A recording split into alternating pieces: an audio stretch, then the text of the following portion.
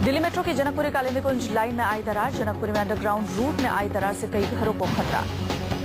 दिल्ली की जनकपुरी के C2 block में एक मकान में दरार आने से पानी की तेज धार निकलने लगी। लोगों के मुताबिक मेट्रो की लापरवाही से घरों में आई दरार। सुरंग में दरार की खबर मिलते ही इलाके में भीड़ जमा हो गई। रात में ही डिजास्टर मैनेजमेंट की टीम पहुंची। लोगों के मुताबिक रात में अचानक तेज धमाके के साथ घर के अंदर पानी की तेज धार निकलने लगी। पानी के साथ मिट्टी भी निकल रही थी। दिल्ली के जनकपुरी में मेट्रो के इस रूट पर पहली बार ऐसी शिकायत मिली है। अंडरग्राउंड रूट में गड़बड़ी की वजहों की जांच की जा रही है। लोकसभा की 91 सीटों पर आज चुनाव प्रचार का आखिरी दिन। 10 अप्रैल को 14 राज्यों की इन 91 सीटों पर होगी वोटिंग। दिल्ली में भी 10 अप्रैल को ही होगी वोटिंग। दिल्ली में कांग्रेस को अपना किला बचाने की चुनौती है तो आम आदमी पार्टी को विधानसभा जैसा प्रदर्शन करने की चुनौती। ममता बनर्जी ने दी सीधे चुनाव आयोग को चुनौती। चुनाव आयोग ने पश्चिम बंगाल के जिन 5 एसपी और 1 जिलाधिकारी को हटाने का आदेश दिया है उसे मानने से मुख्यमंत्री ममता बनर्जी ने किया इनकार। जैसा प्रदर्शन करने की चुनौती। ममता बनर्जी ने दी सीधे चुनाव आयोग को चुनौती। चुनाव आयोग ने पश्चिम बंगाल के जिन 5 एसपी और 1 जिलाधिकारी को हटाने का आदेश दिया है उसे मानने से मुख्यमंत्री ममता बनर्जी ने किया इनकार। अधिकारियों के खिलाफ आयोग को कई शिकायतें मिली थी। इसी के मद्देनजर आयोग ने इन्हें हटाने का आदेश दिया है। पश्चिम बंगाल में 17 अप्रैल को पहले चरण का मतदान होगा और कुल 5 चरणों में मतदान की प्रक्रिया पूरी होगी। लेकिन ममता के अड़ियल रुख से सवाल है कि अब चुनाव आयोग का फैसला क्या होगा। बिहार के गोड्डा से बीजेपी सांसद निशिकांत दुबे के खिलाफ केस दर्ज। दिल्ली के बिजनेसमैन की शिकायत पर कोर्ट ने केस दर्ज करने के आदेश दिए। दिल्ली के बिजनेसमैन संदीप शर्मा का आरोप। बीजेपी सांसद निशिकांत दुबे ने मांगे चुनाव के लिए 2 करोड़, इनकार करने पर की अंजाम भुगतने की धमकी।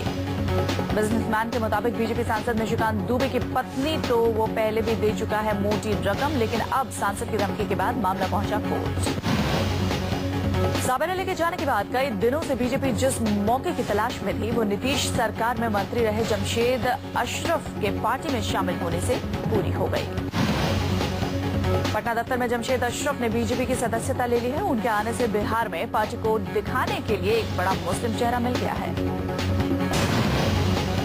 बीजेपी के चुनावी घोषणा पत्र में मोदी ने अल्पसंख्यकों को डाला चारा। बौखलाई कांग्रेस, बीजेपी को बताया ड्रैकुला।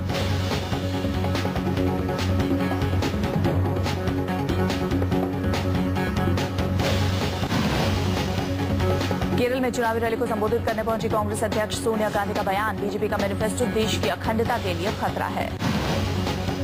सोनिया का बीजेपी के घोषणा पत्र पर वार, बताया देश की एकता और अखंडता के लिए खतरा। बीजेपी के घोषणा पत्र को अपने घोषणा पत्र की कॉपी बताते हुए कांग्रेस ने बोला तीखा हमला। कहा बीजेपी ने चोरी किए कांग्रेस के वायदे।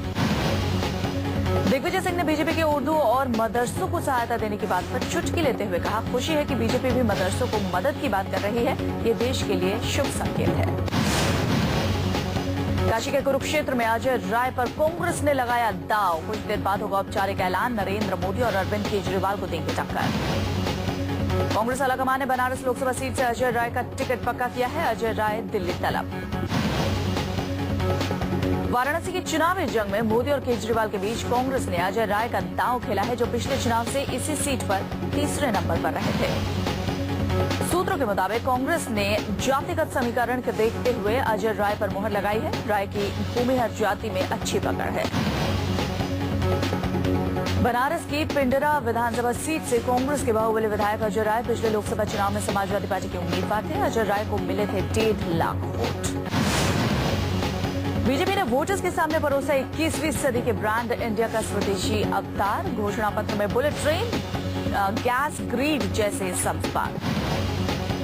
बीजेपी ने अपने घोषणा पत्र में जम्मू कश्मीर से धारा 370 हटाने और समान नागरिक संहिता जैसे मुद्दे भी शामिल किए। बीजेपी ने अपने मैनिफेस्टो में हिंदुत्व को भी शामिल किया। पार्टी ने सदाबहार मुद्दा राम मंदिर के साथ मदरसे बनाने का भी वायदा किया। बीजेपी के घोषणा पत्र में वायदों का लॉलीपॉप। मोदी ने भी दिया भरोसा, बुरे इरादे से नहीं करूंगा कोई काम। बीजेपी की राम नीति पर उखड़ी कांग्रेस। शिकायत लेकर पहुंची चुनाव आयोग के दरवाजे पर। वोटिंग के दिन मैनिफेस्टो जारी करने पर उठाए सवाल।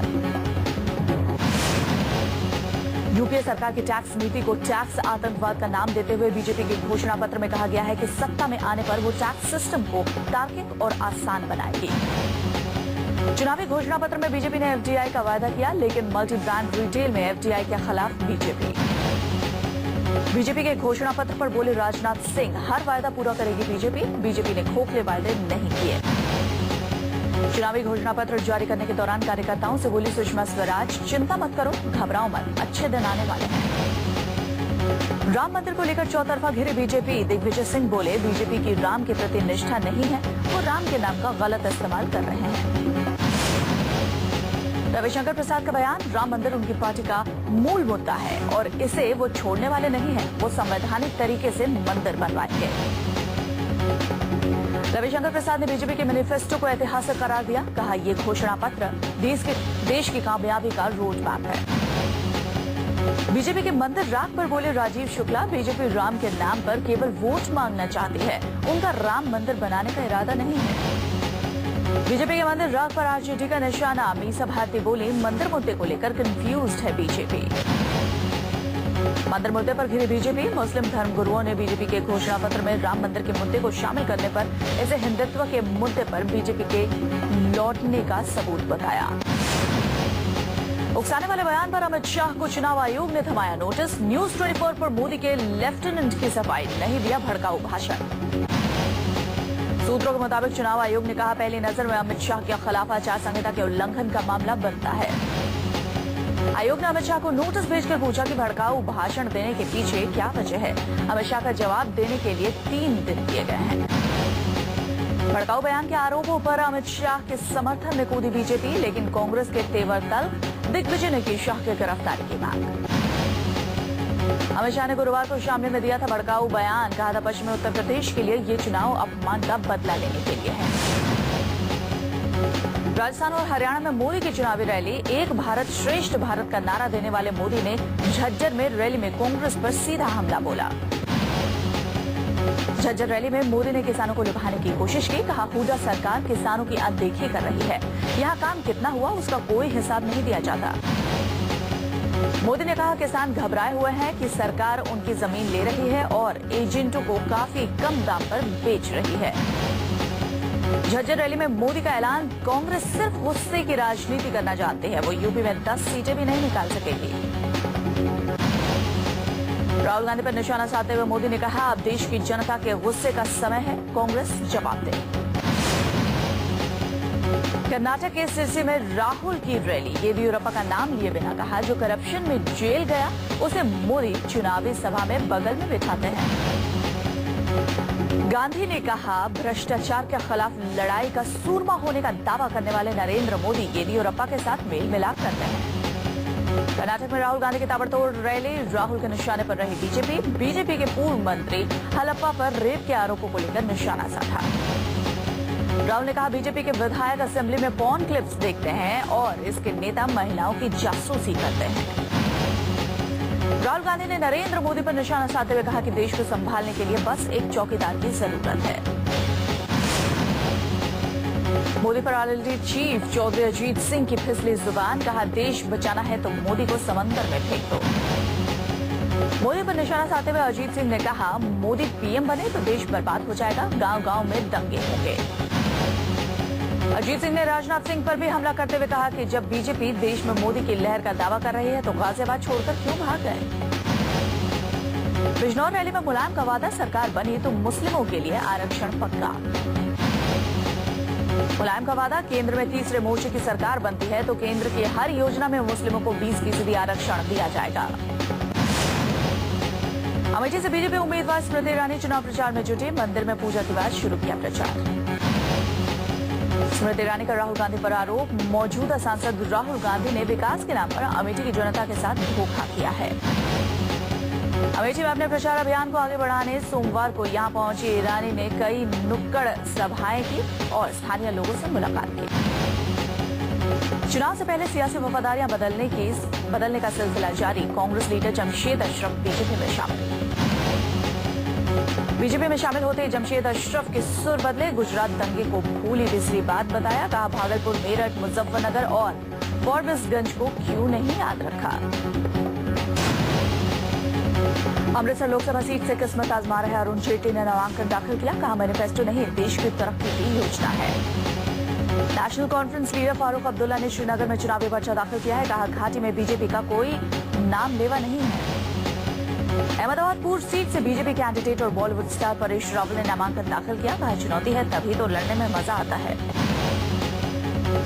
नामांकन के दौरान परेश रावल ने मोदी का कसीदे पढ़े। बदले वाले बयान पर अमित शाह का बचाव करते हुए कहा, बदला वोट के लिए लिया जाना है। बादल परिवार की बहू हरसिमरत कौर बादल ने भटिंडा में नॉमिनेशन फाइल किया, जहां पंजाब की सभी सीट बीजेपी अकाली दल की झोली में जाएगी। सीएम माणिक सरकार ने डाला वोट। कहा, सीपीएम की झोली में जाएगा सूबे की सारी सीट। असम के 5 लोकसभा सीटों के लिए वोटिंग के दौरान उमड़ी जबरदस्त भीड़। पोलिंग बूथ पर लंबी लाइनें लगाकर लोगों ने किया मताधिकार का इस्तेमाल। लोकसभा चुनाव में प्रचार के लिए ग्लैमर का तड़का भीड़ जुटाने का बना अहम औजार। सहारनपुर में अमीषा पटेल ने इमरान मसूद के लिए मांगा वोट। सहारनपुर में फिल्मी अंदाज में अमीषा पटेल ने इमरान मसूद का चुनाव प्रचार किया। चुनावी रैली में इमरान मसूद को जिताने की अपील की। चंडीगढ़ से आप उम्मीदवार गुल पनाग के समर्थन में उतरा बॉलीवुड एक्टर रघु राम ने पनाग के लिए मांगा वोट। बिहार में औरंगाबाद के दिबरा में नक्सलियों ने पुलिस जीप को डायनामाइट से उड़ाया। 2 पुलिस वाले शहीद। छत्तीसगढ़ के नक्सल प्रभावित सुकमा जिले में अर्धसैनिक बलों के एक शिविर पर नक्सली हमला। सीआरपीएफ का एक अफसर जख्मी।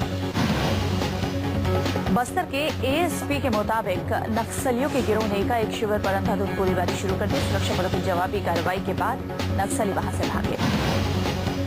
झारखंड में वोटिंग के दौरान गड़बड़ी फैलाने की साजिश नाकाम। गुमला में 5 हार्डकोर नक्सली गिरफ्तार।